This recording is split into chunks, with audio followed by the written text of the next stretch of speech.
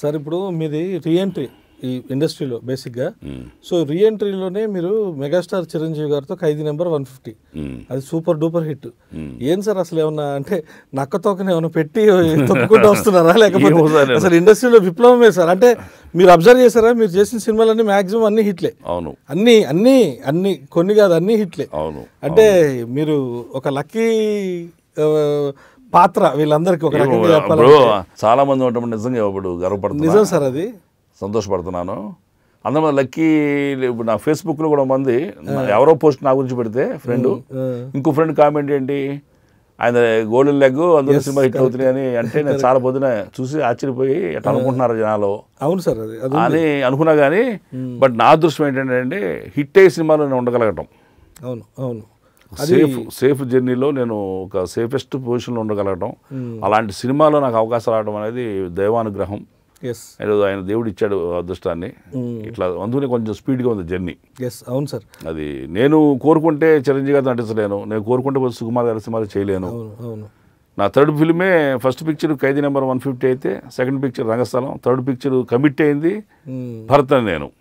Fourth picture చేసింది చిన్న వేషమే కానీ కట్ అయింది కొంచెం. దాంట్లో అరవింద సమేత, యాత్ర, గద్దలకొండ గణేష్, మహర్షి, సంపూర్ణేష్ బాబు గారి కొబ్బరిమట్ట, ఇవన్నీ కూడా చాలా సక్సెస్ఫుల్గా అయినాయి.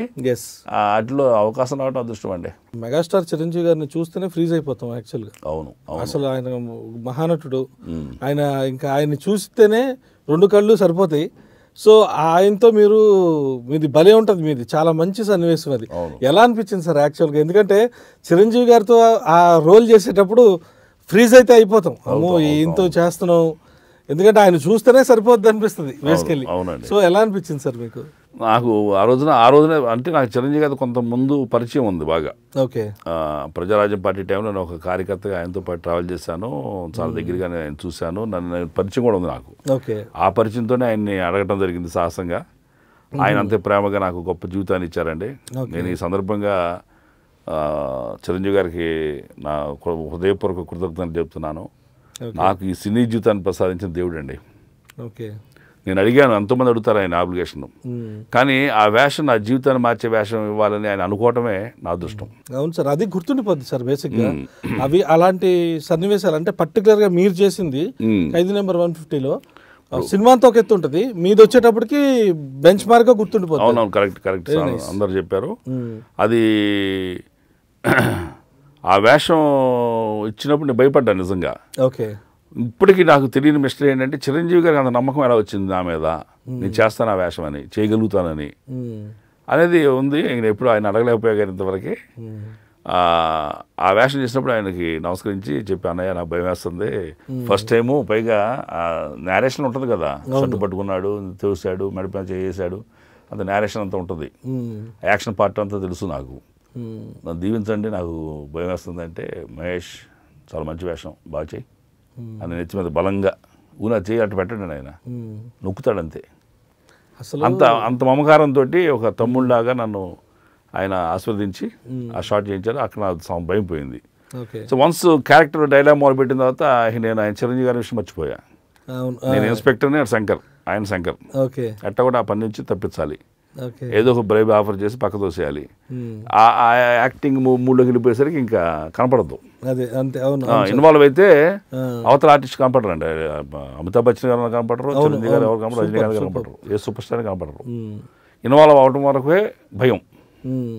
వన్స్ ఇన్వాల్వ్ అయిపోతే ఇక యారావురే అనే టైపు ఫేస్ టు ఫేస్ ఆ క్యారెక్టర్ ఏదైతే ఉందో అది మన ప్రదర్శన జరుగుతుంది. సో మొత్తానికి చిరంజీవి గారితో మంచి అనుభూతి సార్ మీకు. అవునవును. సో చిరంజీవి గారు సెకండ్ హాఫ్ అంటే వాళ్ళ అబ్బాయి దానిలో అంటే రామ్ చరణ్ గారి దానిలో కూడా మీది చాలా మంచి రోల్. అది అసలు అంటే మీ వేషంలో సార్ ఇంకోటి అంత కసి ఉంటుంది, ఆ గ్యాప్లో ఉన్న కసి మొత్తం పెట్టేస్తున్నారు సార్. కసి కాదు కానివ్వండి, ఏ యాక్టర్ అయినా నేను మిమ్మల్ని డామినేట్ చేయాలని యాక్ట్ చేయకూడదు. అవును, నా పాత్ర నేను చేయాలి.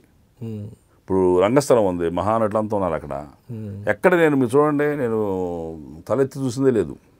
సినిమా అంతా నా దారి నేను నా చెప్పని పడుతున్నట్టు ఉంటుంది.